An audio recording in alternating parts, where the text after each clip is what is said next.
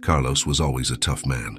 52 years old, a strong voice on the radio, firm opinions, but inside full of silence, especially when it came to his mother. They had a big fight. Those arguments that seem small but turn into wide gaps. Harsh words, pride on both sides. And time passed, until the news came. Your mother has passed away. He went to the funeral silent, didn't cry, came back home as if nothing had happened. But the pain stayed there, hidden like a locked box inside him. Months later, he got a call from the family lawyer. Your name is on an item left by your mother. What item? A shoebox. Just that? Just that. Carlos went to pick it up. When he got home, he left the box in a corner of the closet. Weeks passed, until one Saturday night, while tidying up, he saw the box again. Closed, untouched. He decided to open it.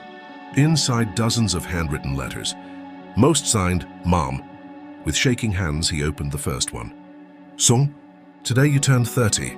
I wanted to call you, but I know you don't want to hear my voice, so I write, just to say I never stopped loving you. Carlos read without breathing. It was like her voice was right there in the room. Simple words, full of longing. He opened another. Today is Christmas. I made that chocolate cake you loved, but I ate it alone.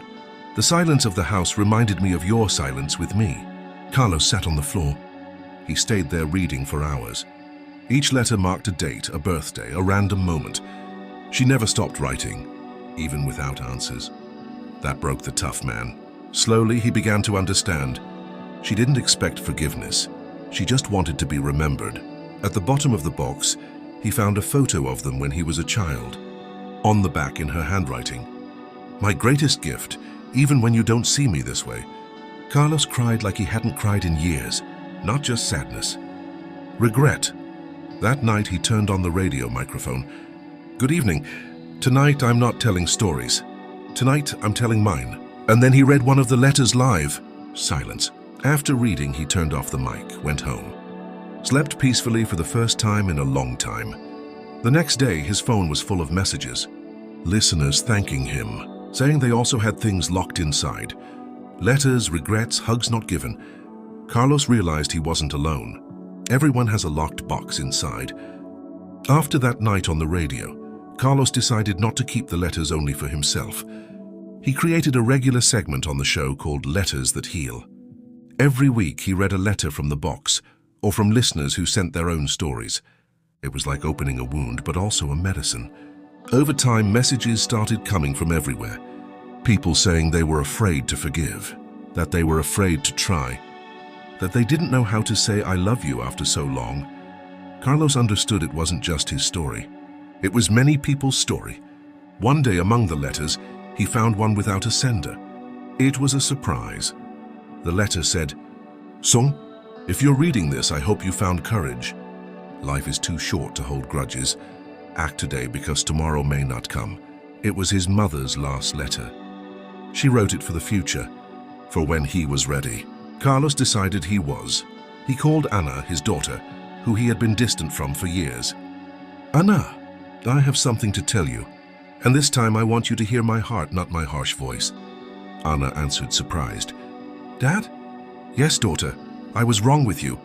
Not just with you, with your mother too. But I want to fix things. Can we talk? Tears fell on the other side of the line.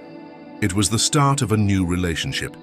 No judgment, just love. Carlos felt a peace he didn't know existed. On the last show of the year, he spoke to thousands of listeners. We all have boxes full of locked feelings.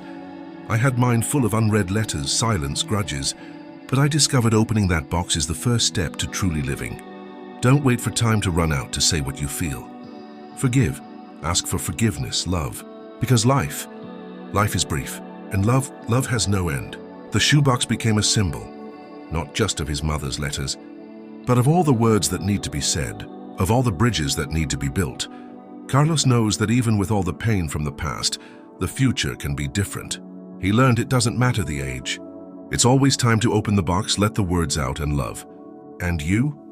What box are you holding inside? What words need to come out? Today, Carlos invites you to do the same. Open your box. Say what you feel. Live light. Because in the end, only love remains.